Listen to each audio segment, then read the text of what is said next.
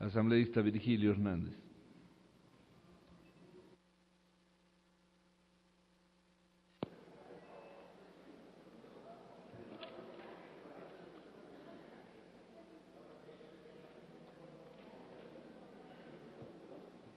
Muchas gracias, señor presidente. Estimados colegas, creo que es importante y yo me quiero sumar a las palabras que hiciera al inicio de esta asamblea el presidente Fernando Cordero, pero quiero al mismo tiempo señalar que de todas las intervenciones aparecería que el tema de la no violencia es un tema de las mujeres o es un tema que solo interesa a las mujeres. Es un tema de la sociedad ecuatoriana, no es un problema, es un tema de la sociedad ecuatoriana. Y por lo tanto, esta asamblea y todos los órganos públicos estamos en la obligación de desarrollar políticas públicas que nos ayuden a construir la igualdad y la equidad. Eso es un deber fundamental. Por lo tanto, no creo que aquí basta con felicitar ni con saludar, no creo que aquí basta con congratularse, sino fundamentalmente con comprometerse. Y ese comprometerse tiene que ver con la adopción de políticas y también de actitudes. Por eso es que son inaceptables manifestaciones como las que ahora ha tenido el asambleísta Bucarán. Y aparte de eso, como asamblea estamos en la obligación de establecer políticas que ayuden precisamente a erradicar el tema de la no violencia contra las mujeres. No debe ser para ninguno de nosotros sorprendernos que en el 2008, por ejemplo, de 10.000 denuncias que se hicieron por violencia, apenas 300 de esas llegaron a sentencia. Con eso está en deuda la sociedad ecuatoriana. Por lo tanto, este no es un tema de mujeres, no es un tema de las mujeres, ni basta con congratularse, sino es necesario comprometerse decididamente como Estado para superar esta que es una lacra social.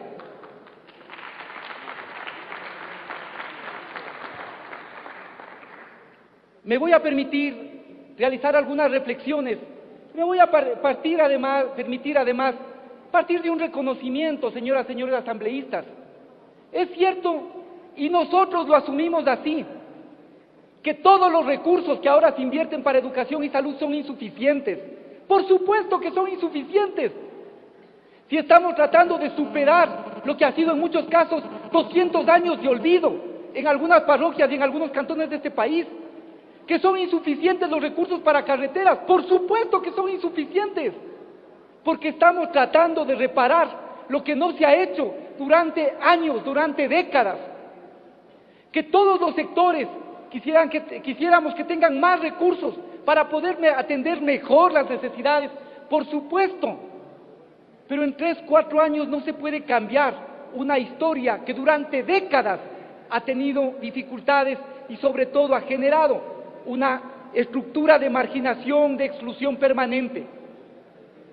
Yo quiero invitarles a que veamos lo que sí hemos avanzado, efectivamente, y a que podamos sobre la base de eso evaluar y juzgar este presupuesto general del Estado. ¿Qué es lo que nos pasaba décadas atrás? 40% del presupuesto iba dedicado al pago de la deuda externa. ¿Qué tenemos ahora?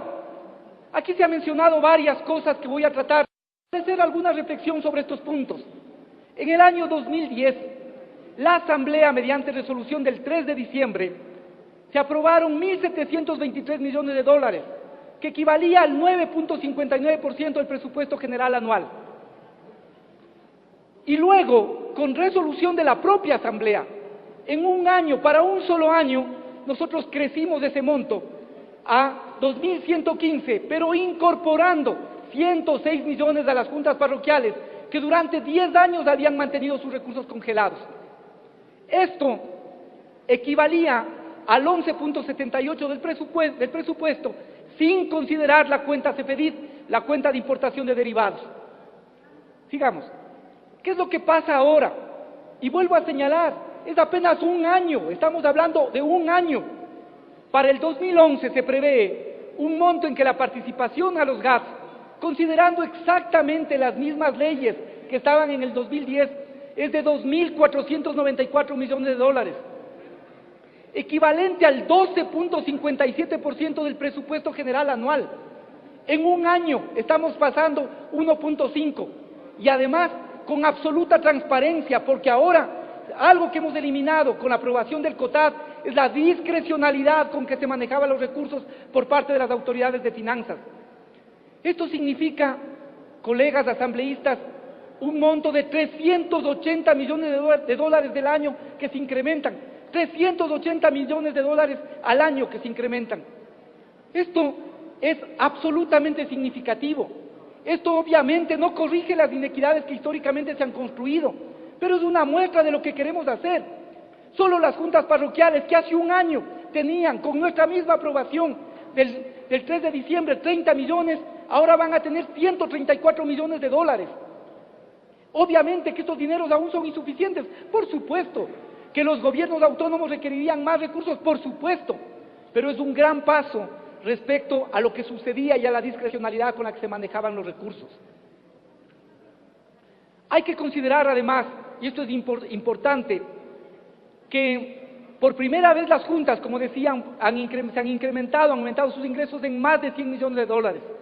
Hay que considerar además que para el año 2011 disminuyen los ingresos no permanentes, porque no se concretó la venta de activos no financieros, es cierto, por cerca de 303 millones de dólares, pero también, porque, y esto es importante que tengamos claro, porque la inversión de las empresas petroleras privadas, de las que aquí tanto se ha alabado, no fue como se esperaba, y únicamente hay 52 millones en todo el año de incremento.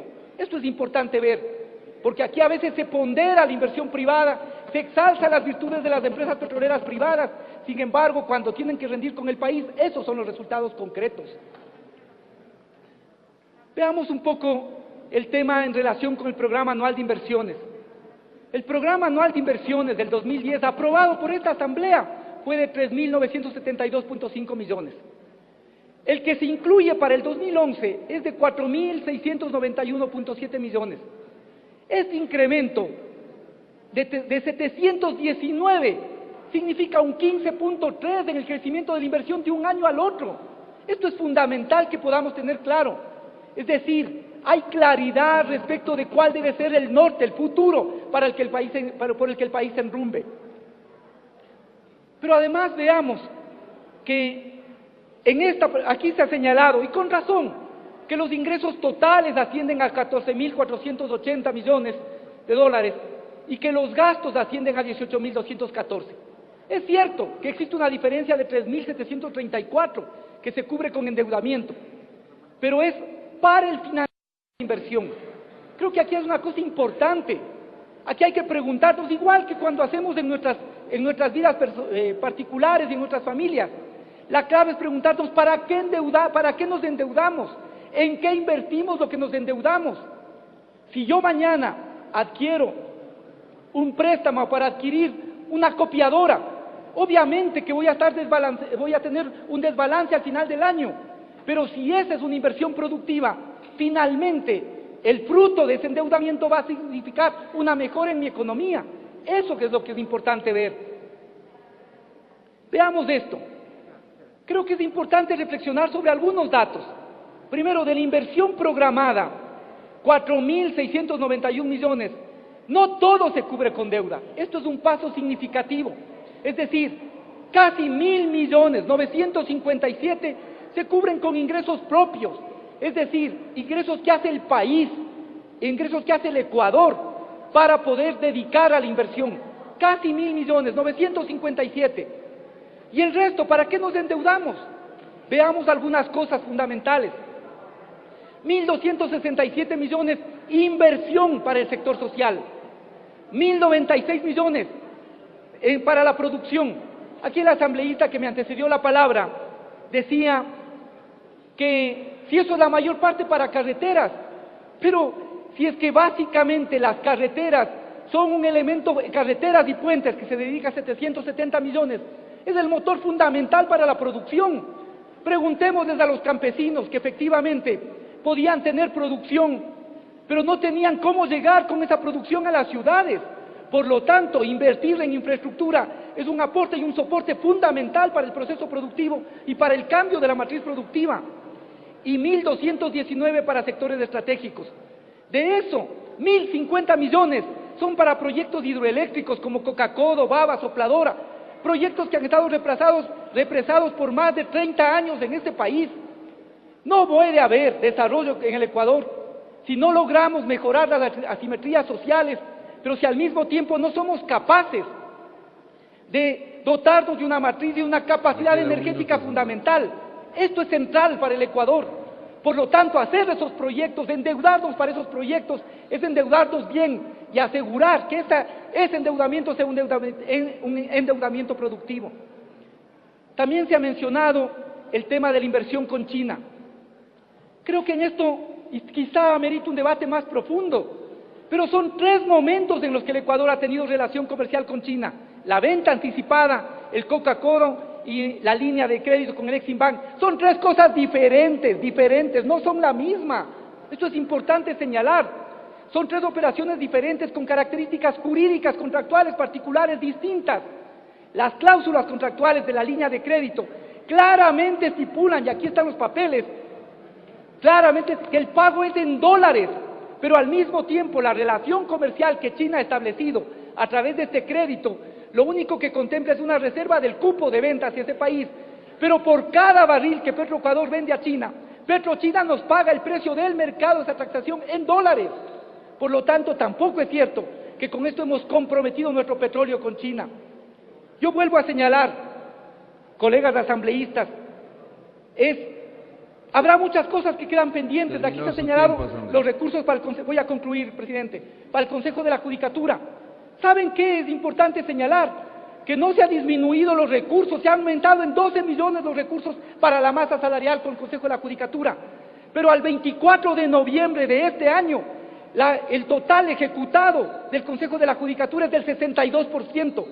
Cada dólar que destinamos a un sector que no ejecuta es un dólar a los sectores que sí requieren y que se ejecutan.